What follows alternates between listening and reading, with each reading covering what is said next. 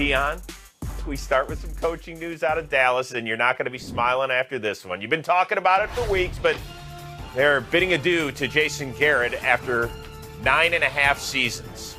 Garrett's contract was officially going to expire on January 14th. They're not going to renew it. They're not going to extend him, so they're looking for somebody else, whether that's Mike McCarthy, Marvin Lewis, who have both been in the building. It's been a weird week there down in Big D.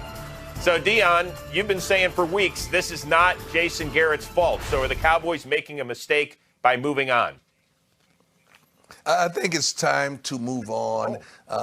Jason has done a wonderful job, but it's a wrap. It's over. It's done. Jason will go on to coach again somewhere in the NFL, or he'll be a phenomenal college head football coach. We do know that. But a couple of those guys that you aforementioned, I don't think they're getting the job. I just think there's camouflage. I think it's going to be a big fish. It's going to be a whale. It's going to be someone that you didn't fathom. Jerry don't do anything small. Just Texas, baby. We do it big here. It's going to be someone that's going to make you say, wow, I didn't see that coming. That's what I think is going to be here in Dallas. And it's needed. Seattle, a winner. They are off to Green Bay next Sunday. And let's start by giving Seattle credit. It's never easy to go on the road and end up winning, and they should make no apologies for who's playing quarterback or who's injured on the Eagles' offense, right? Give some credit here to Seattle. You got to give a whole lot of credit to Seattle. Seattle went on the road and got the job done. You could say what you want. Let me tell you something. Russell Wilson made the plays, and that grown man that he had on the outside, that Metcalf, my God, was that a wake-up call for America that he's going to be around for a long time? Beast mode, late acquisition added. He paid dividends today. But let me tell you something. Let's not like to address the elephant in the room. Carson Wentz. First, playoff game? And you get hurt, and that one I'm not going to say, hey, man, we saw this coming. No. But come on, staff. Dion, this is a head injury. This is not an ankle. This isn't a knee. This was Jadeveon Clowney coming in head first. An injury is an injury, and you didn't prepare for this. This is something that has been happening since college. This ain't just sneak up on us.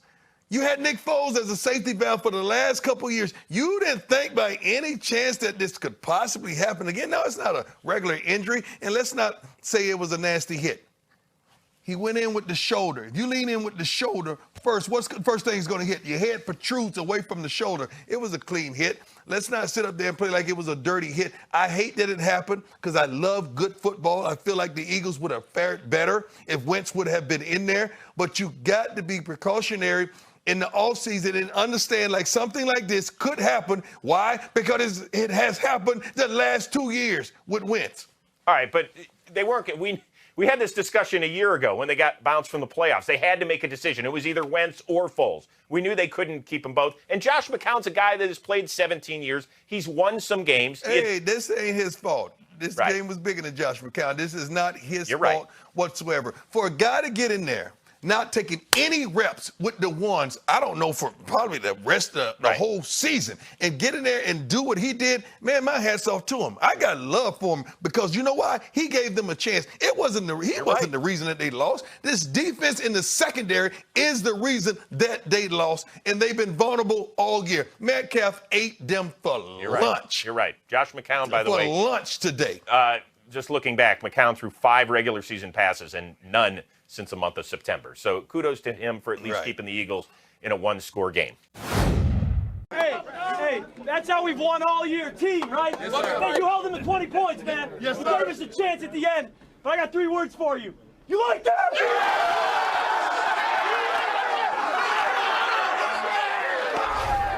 You feel good for him? You know what? You know what I love the most? I love the most that he had enough forethought that he didn't wear the jacket because he wanted us to see the overalls, the suspenders, I'm sorry. Yeah, that's what I like. Now, this is my bone.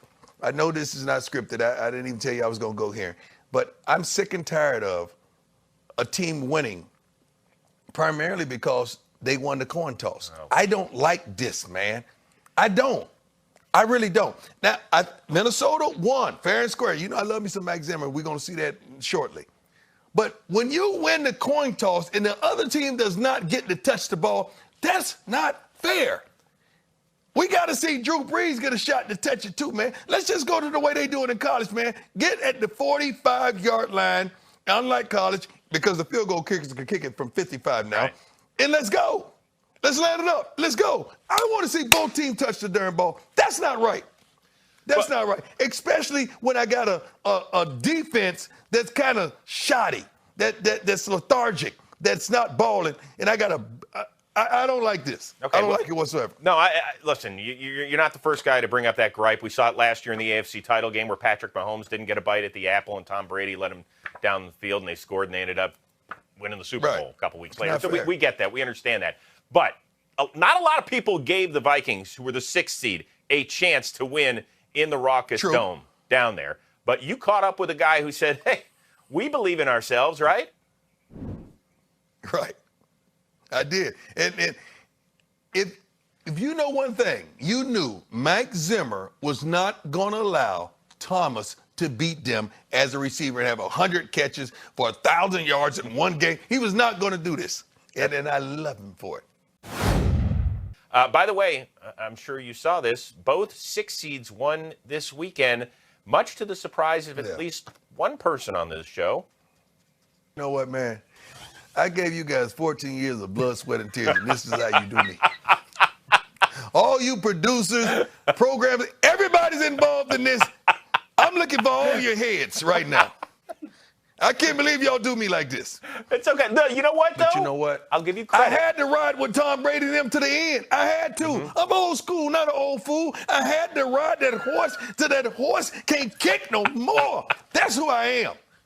I'm going to stay with you to the end. Now I'm off of it. Baltimore Ravens, let's go.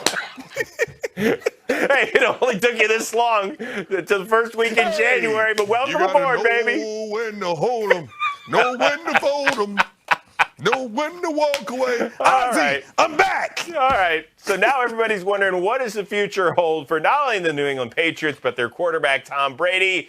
Dion, answer this question. In 2020, Tom Brady is playing for the... That's tough. Tom Brady is not going to retire unless I feel as though he's getting some type of ownership with the New England Patriots. I feel like that's the only way that he will walk away and retire. You think he wants to end on a pick six? You think he wants to end his heralded career, his Hall of Fame, his 100 greatest players of all time on a pick six? No. Come on, man. I don't. So what? No. There aren't that many places I could see him going. You don't allow Tom Brady to be a free agent. How can you even fathom that? How can you do that? First of all, he should have been the highest paid player by far.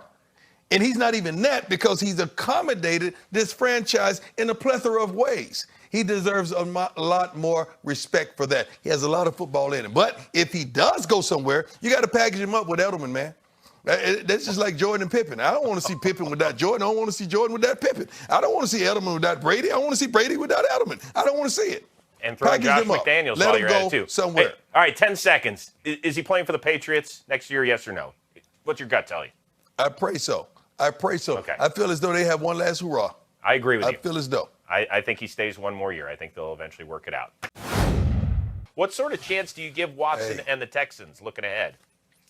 I give them a real chance. They almost had it there once before earlier in the season, and they can implement the same game plan. I'm pretty darn certain that they are going to implement the same game plan, desiring to run the ball, controlling the clock, keeping that high-powered offense off the field. But let me tell you something. This is a different Chiefs defense. This is not the defense of old. These guys have been getting to the passer. They've been playing ball on the back end. Tyrann Mathieu, he's an all-pro once again, heading up that back end. Let me tell you something, man. These guys can get it done. This is not just an offensive football team that we've often thought about the Kansas City Chiefs. These guys can play this game at a high level, even on the defensive side of the ball. It's going to be phenomenal. DeAndre Hopkins, that's the only problem. I don't see an answer for that. I don't see an answer to that whatsoever. You're going to have to double him. Now you're dealing with a light box. And that's where the running game is prevalent for the Houston Texans. By the way, yesterday they fell behind 16-0 because Buffalo was kicking field goals. Kansas City Chiefs do not kick field goals. So Houston's going to have to come out with a game plan and execute in the first 15, 30 minutes of this game, or it could be blowout city at Arrowhead.